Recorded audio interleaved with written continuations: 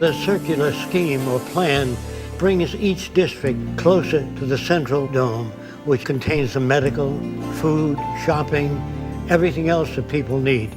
The circular arrangement makes it easier to operate using far less energy than any other system. And if you start at one end of the city and go through the city, you always return at the same place. Whereas in a linear city, you go to one end, you have to backtrack to get to the same point. So the circular scheme is by far the most efficient. And when cities are contracted in the future, they will be contracted as a whole, as an entire system.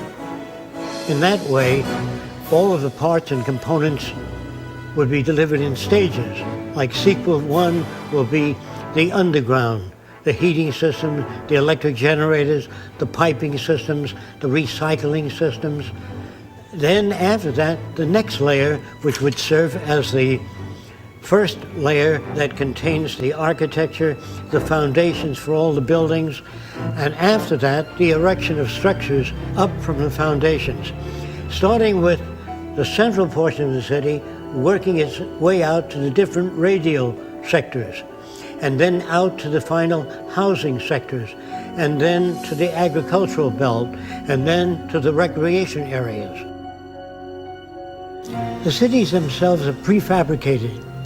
Most of the elements that comprise the structures of the cities are interchangeable, interlocking.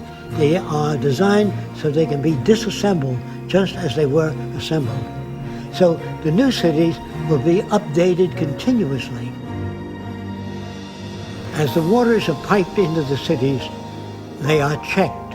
And to whatever extent contamination exists, the water processing plants evaporate the water, recondense it, and cleanse it.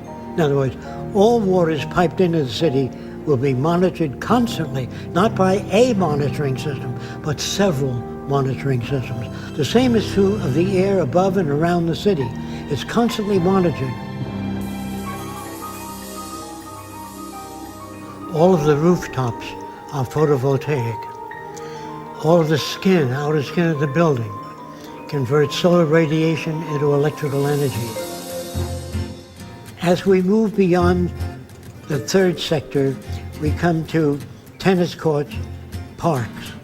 Beyond that is the residential district, which consists of lakes, waterfalls, all kinds of beautiful plants throughout the area.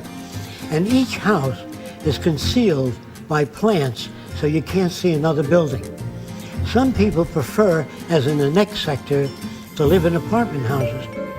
The apartments have drama groups, recreation swimming pools, discussion groups, and so many other facilities. The disadvantage of living in a private home is you would have to go to the various places to access the same things. Instead of motor vehicles in the city, all transportation is carried on by circular conveyors that we call transveyors. They move radially, circumferentially, and vertically. They serve the function of elevators, buses, conveyors. But if you wish to go to another city, you can take an elevator down beneath the central dome, which has maglev trains, etc., that will transport you to the center of any other city or any other region. There will be no waste products, just as in nature there are no waste products. All materials that we would formerly call waste would be recycled and converted into new products. And that when the city hits a certain number of people, we stop the development and let everything go back to nature between this and the next city.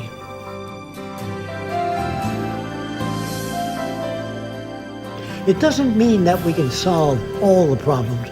We can just design and build a far better environment to advance all human beings.